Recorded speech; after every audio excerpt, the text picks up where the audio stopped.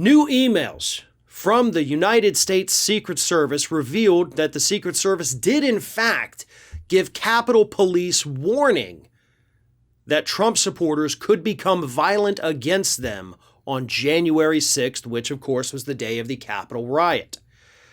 However, these emails show that the Secret Service gave the Capitol Police this information on January 5th, one day before the actual Capitol riot. So basically, oh, by the way, tomorrow you could basically be in danger from all of these angry Trump supporters. So, be on the lookout for that.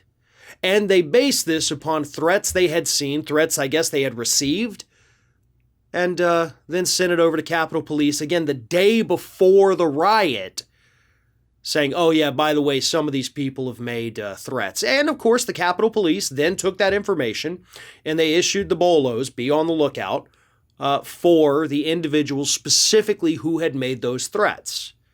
But the Capitol Police say they had no way of knowing there was going to be that much violence from that many people. This story, as reported by Politico, as reported by many others at this point, is basically trying to say, hey, Capitol Police had warning and they didn't do a good enough job.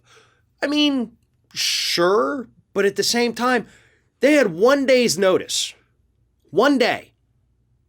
Assume I told you that, oh, by the way, tomorrow, where you live, your house is going to be hit by a Category 2 hurricane. Good luck. As somebody who lives, right along the Gulf Coast, we're familiar with hurricanes. That's why I use it as an example. 24 hours is not enough notice to be able to prepare your house for a hurricane, let alone prepare the United States Capitol for these kinds of threats that, we really haven't seen in our lifetime, at least. So yes, the Capitol Police did have advance warning at this point, but a day? See, I want more answers from this. I want to know when the Secret Service knew, because I think that's a very important missing piece of this puzzle, right? How long did the Secret Service sit on this information? How long were they going through doing all their work and then suddenly somebody realized, oh crap, we got to let them know? That's what I want to know. That's what I have not been able to find in these stories. Maybe, by the time you're watching this, maybe that information has come out. If the Secret Service just learned about it that day and immediately warned the Capitol Police, okay, they did their due diligence. But at the same time, what of the FBI? Because the FBI had already been arresting some of the individuals days before January 5th, certainly before January 6th, when they arrived in D.C. because of threats they had made online about violence on January 6th. The Capitol Police did the best they could with what they had. The Secret Service, I guess, did the best they could with what they had. I think the failure goes all the way up to the FBI.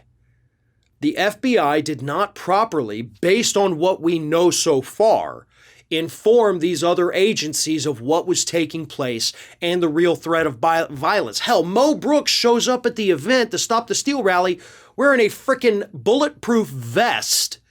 So even he knew there was going to be some bad things happening that day, or at least the potential for bad things to happen that day. We've barely, I can't even say barely, we have not even scratched the surface about the intelligence failures of that day, about who knew what, and that includes people like Mo Brooks. There are far more questions than answers at this point. And the January 6th committee, I know they had that one big hearing with all the police officers telling their horrible stories of what happened to them that day, and it was truly horrendous to hear that. But let's get going on this, right? What's the holdup at this point? I know on Wednesday, they went ahead and they've asked for records from, Trump, and Ivanka Trump, I believe, is in there, and Bannon and some of these other folks. Cool. Yeah, let's make it political. It is political. But at the same time, we had a catastrophic collapse of intelligence that day. So yeah, get the political bad guys, but let's also not forget that the entire intelligence and law enforcement apparatus around that Capitol that day completely disintegrated. I don't know about you, but I kind of think that's a big deal too.